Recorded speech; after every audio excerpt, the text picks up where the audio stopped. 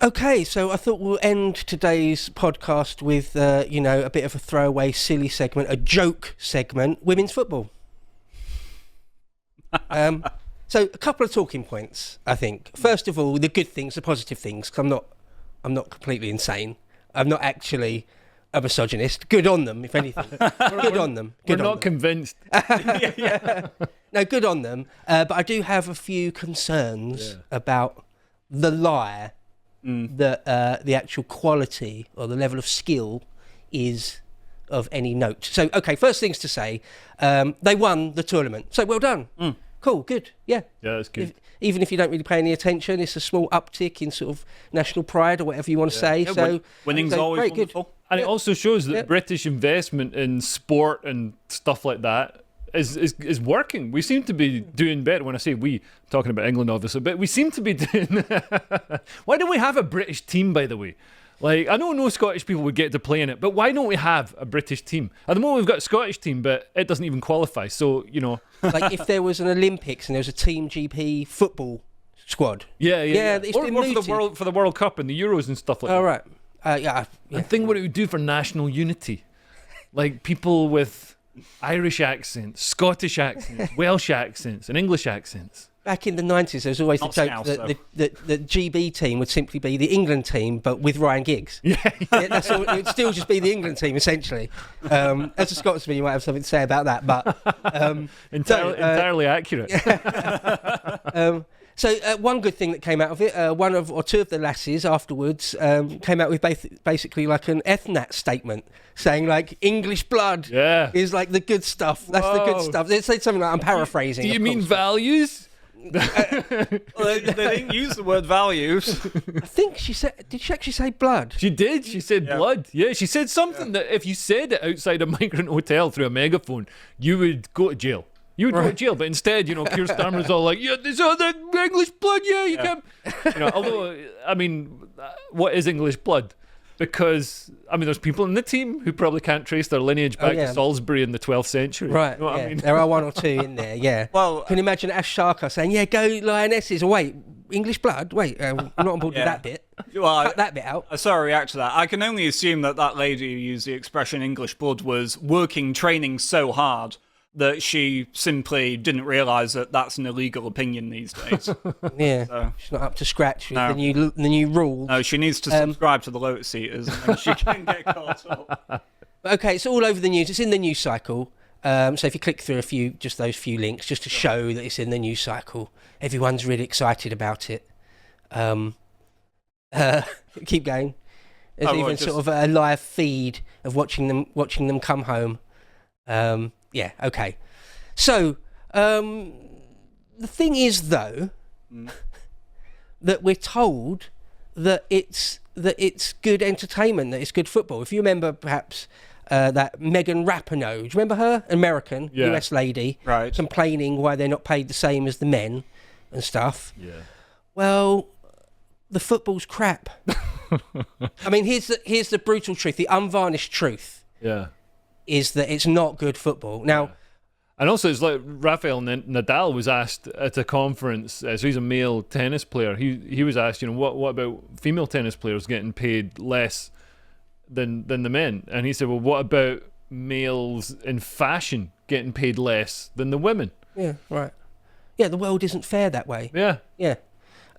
And the men get paid a grotesque amount of money anyway. It's blown out of all proportion these days anyway. So, no, it boils down to the fact that we're expected to accept that it's good entertainment, that it's good football. Well, there's a few people like Nick Dixon, for example, and myself on Twitter, every now and again will mention, like, it is shit though. I mean, I don't want to be too out of order. I don't want to be too out of order, but it isn't good football. Right. And you get the pushback saying you haven't watched it, or you're just a misogynist, or you're an incel, or whatever it is. It's just, I can see. I've watched thousands of hours of football. I'd say you're not just a misogynist. You're a misogynist and lots of other things. Oh yeah, right, yeah, loads of other things on top of that. Yeah, not misogyny. Yeah, merely a misogynist, please. What an insult. The History of Misogyny by B.B. Dade.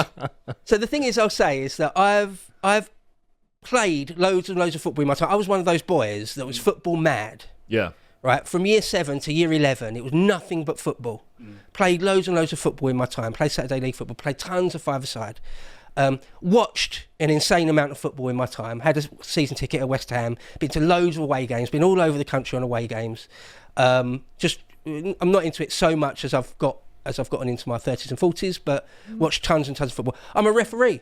I'm an official FA third-class county referee. Nice. When I was like 17 odd, I did the little course and sat the little exam you have to do. So I've reffed loads of games as well. Loads of 11-a-side games and loads of 5-a-side games. So I know a bit about football. Yeah. Okay.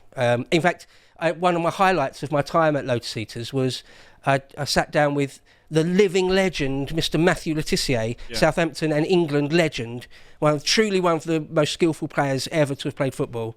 Statistically, one of, if not the greatest penalty taker of all time. I sat down with him. Check it out.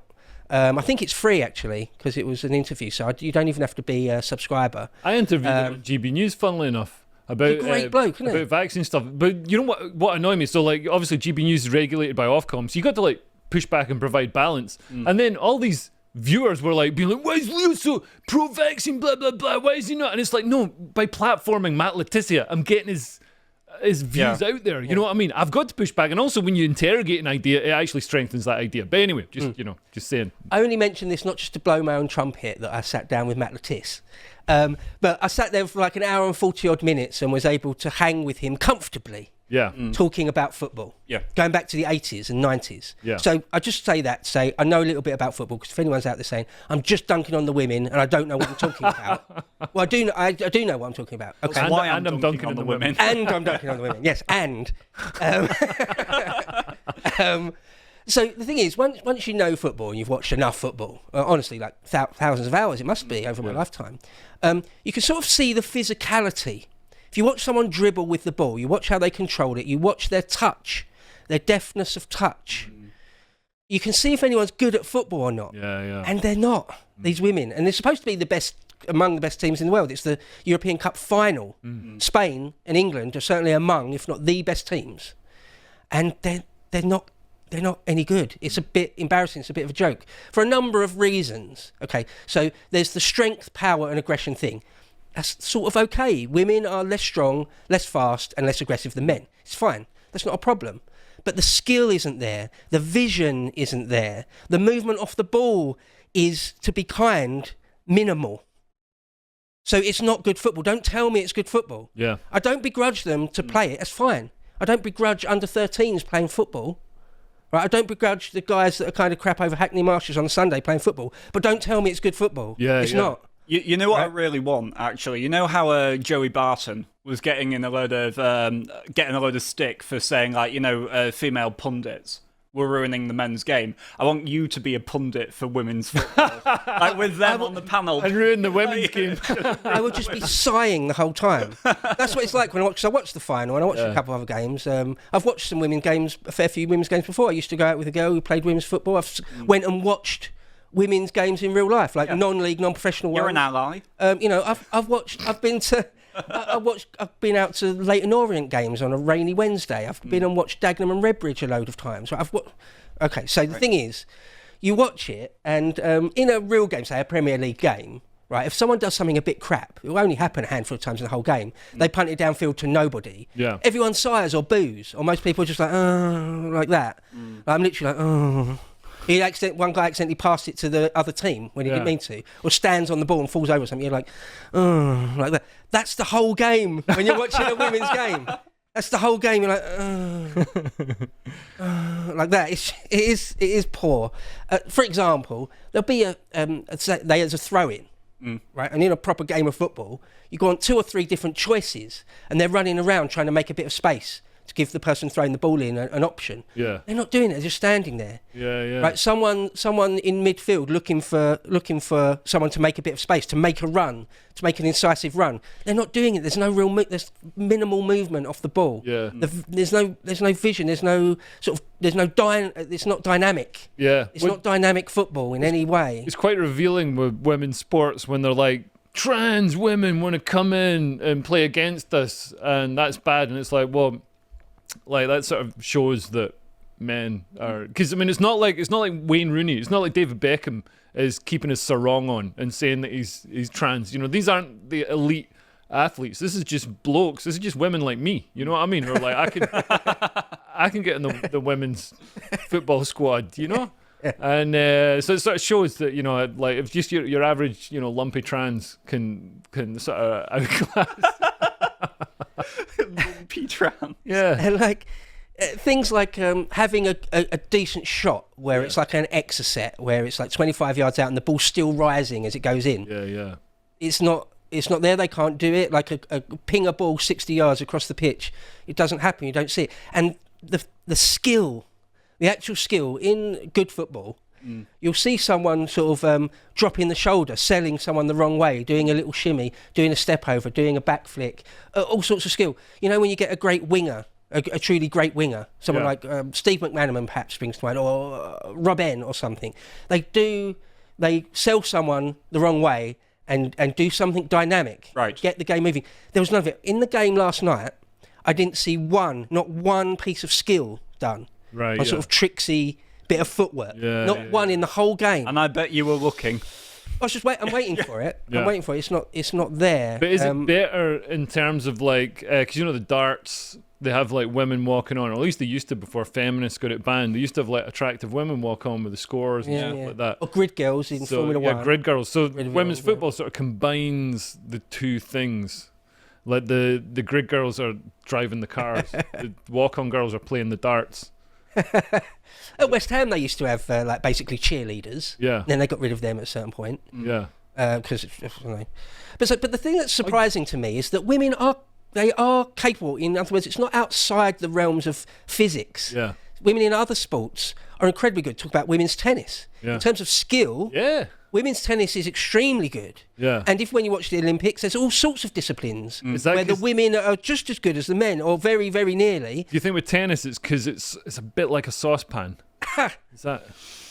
Yeah, I think that must be it. That must be it. Yeah. So, like in say like even 100-meter sprinting, the women are marginally slower than the men. Yeah. Very marginal. So it's surprising to me why in football, or even in NBA, it's a cliche almost, to the point of cliche, isn't it? That women's basketball, they're a long way off. It's a chasm. Yeah, I'd have thought sprinting would be a huge gap. Yeah, you would think, but it's not muscular so much. But not so much, right? Yeah. It's a fraction of a second. The women are slower. And as I say, in all sorts of disciplines, when you watch the Olympics, the women are almost much as good as the men. Yeah. And I imagine in some, it's possible they're better than men. Yeah, it's totally possible. But in football, for some reason, there is still a big gulf. But they try and tell you there isn't. Yeah. They try and say, like Megan Rapinoe, that they should get paid the same as the men. That it's as good as men's football. It's not. Yeah. Don't try and sell me that lie. It's like when a toddler comes home from play school and they've done a painting. It's finger painting. It's not even stick men. And you say, oh, that's great. That's well done. And Nan puts it on the fridge with a magnet. Yeah. Okay, that's all well and good. It'd be insane to stop that. But don't try and tell me it's a Caravaggio. Right? Don't, because it's not. Yeah. Because it's not. I wonder if it's something to do with like spatial awareness and stuff, because like my wife, very intelligent, like very good at like a lot of things, but when she loads a dishwasher, I mean, you'd think it's her first time encountering three-dimensional space. It's like there's stuff sticking up, blocking the bit that spins round. There's stuff like that way up, so it collects the water. It's like everything's just higgledy-piggledy. There's no tessellation. Not doing it properly. Yeah. Yeah. Well, just with the football, I won't labour the point too much, but once again, even over Hackney Marshes on a Sunday, or watching Dagenham and Redbridge play, they're better. Yeah. They're better, and it's just the unvarnished truth. Yeah. Me and half a dozen of my mates are better at football than some of those women in that European Cup final. I'm serious. So this is that somebody's got to test that out. Hopefully they're celebrating their win by watching Lotus Eaters. And they're going to challenge you to. I would love to play a game of Wembley singles or Wembley doubles against some of these women. And I'm like old. I'm 43 with no cardio. but I am more skillful and more powerful than those women. Right, yeah. And I'm crap. I never made it anywhere near. Like I played Sunday League football, right? Yeah, I never made it anywhere near even non-league football. Yeah, yeah. Right, but I've got a couple of mates who also never made it anywhere near that are significantly better than me, and they would run rings around these women. The proof is in when you do get women playing men, and it's happened a number of times in recent years. Even with like under 15s teams, the male under 15 team will like absolutely trounce. So recently there was the Swiss, again, international team, played an under 15s side and lost like 5-0, I think, or 7-0 or something. A number of times there's the US women's team, a number of times have played some boys and got smashed like 9-0 or whatever, or 15-0. One time there was a professional women's team played, I think it was the US international team that at the time was one of the best in the world or the best in the world. And they played, I think it was 7-side, and they played a retired team of Wrexham players. Right. So Wrexham, not the greatest club in the world, and they were retired players, guys in their 40s and 50s with beer guts. And you could tell they were playing at like 40%. They were walking around, pinging it to each other every now and again, just having a shot, and it'd go in. And they won. I think they won like 7-0, 7-1, 9-0, something like that. Or they stopped the game at half time. I've seen that happen as well because it's so embarrassing. Yeah. So. All right, well, we'll leave it there. But the point is... Well done, girls. But well done. Yeah, well done for winning. Well done for getting some of those far-right talking points into the mainstream. Yeah, I was struggling for a segment this morning, so thanks for giving me that one. Yeah. All right, okay. If you would like to watch the full uncut version that is also uncensored, head on over to lotuseaters.com to find out more.